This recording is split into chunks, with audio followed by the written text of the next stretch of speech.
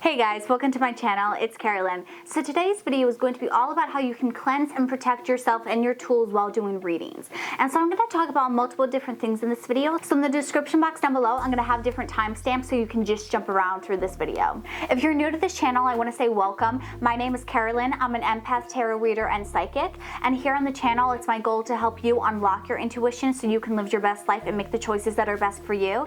And so if you want to see more videos like this and also pick a pile readings, hit subscribe. I post 4 videos a week, and I would love to have you guys be a part of this family. Let me know in the comments down below what other videos you want to see, and if you like this style of video, please give it a big thumbs up so I know to make more videos like this. So the most important thing to protect when doing readings is yourself. You want to make sure that you're centered and grounded before you do a reading. Make sure that there's no emotional bias, especially if you're doing a reading on yourself. You want to make sure that you're not too emotionally attached to the outcome. You don't want to be doing a reading on yourself after you just went through a breakup and trying to do a future relationship reading and then be like, oh my god, it's hopeless. Because most of the time when you do a reading, when your mental state is out of balance, you are going to see what you fear. And so if you are in a place where you think you're never going to find love, well then your subconscious is going to be emitting that to the universe, and then that's going to influence the cards that you pull. But if you're level-headed, if you're balanced, and you're really just genuinely asking about what your future love life is, then you're going to have a much clearer reading for yourself. And so what you want to do before each reading is take time to ground yourself.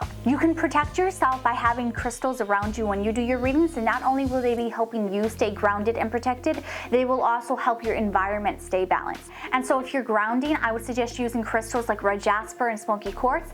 And if you're trying to protect yourself from any negativity, I would suggest using obsidian and black tourmaline. You can also find a bunch of different grounding meditations on YouTube, and this is really going to help slow you down, get back in focus, and really connect with the earth and its energy, and connect with yourself and your mind and your body, so that any negative emotions, any attachments just fall away, and you can really focus in on yourself and the answers and guidance that you're looking for. Another great way to ground yourself is to just spend more time in nature, because when you're in nature, you ground yourself because you're connecting to Gaia and to the earth. And so if you take time to focus and spend like 5 minutes outside each day, that's going to help keep you grounded and more in touch with the earth and your own energy in return.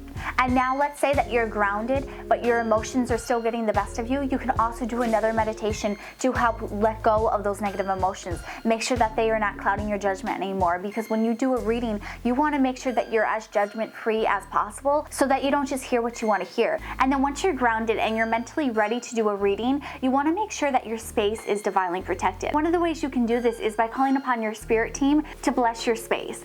And so the way that I do this is that I call upon my spirit guides, light workers, archangels, and my higher self. And so I ask them to replace anything that's a lower vibration and raise the vibration to a higher vibration, and that anything that is negative or not meant to be there is neutralized and replaced with pure white love and light. And then any negative entities or attachments that are not meant to be here are requested to leave as they are unwanted.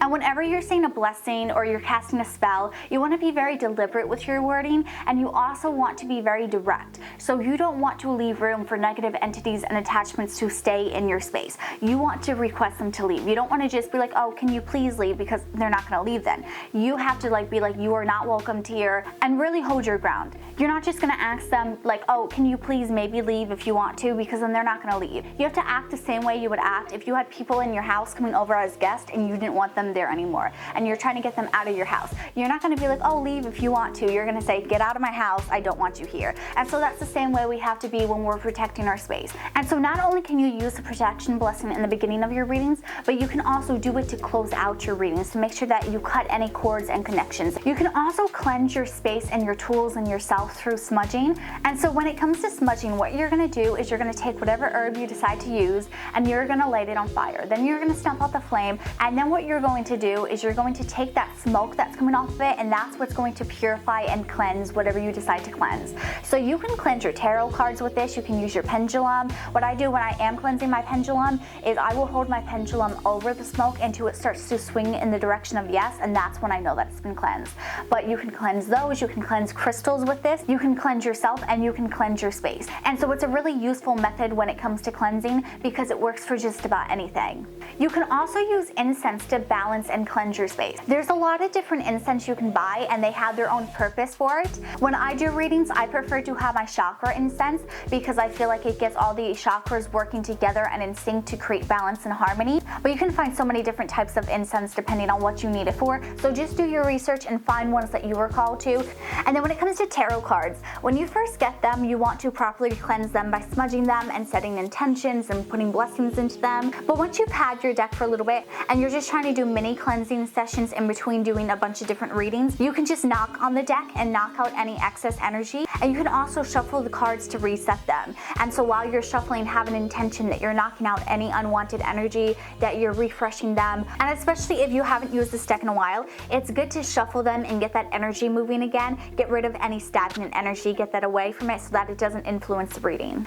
And then if you feel like your deck needs more of a cleanse than that, but it doesn't need a full-on smudge session, you can go ahead and put the cards back in order that they came in. So you would start with the major arcana and then go in through the suits and put them in order of from the Fool to the Magician to the High Priestess, and then with the suits it would go from the Ace to the 2 to the 3 and so on, and then you would just have it back in order. Another great method for cleansing your crystals and your decks is putting them out in the moonlight on the full moon.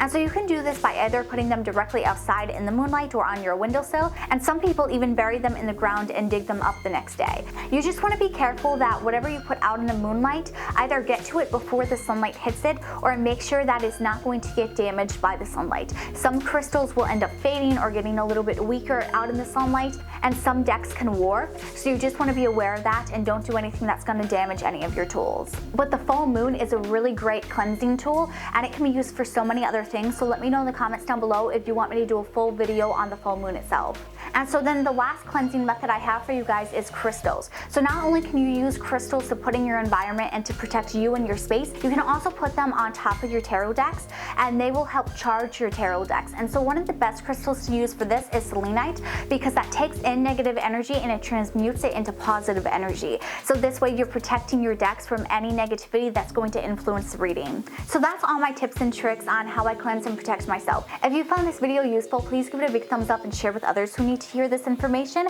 Let me know in the comments down below what your favorite way to cleanse yourself is. If you want to see more videos like this, please hit subscribe. I post 4 videos a week, and I'll see you all in my next video. Have a good one. Bye.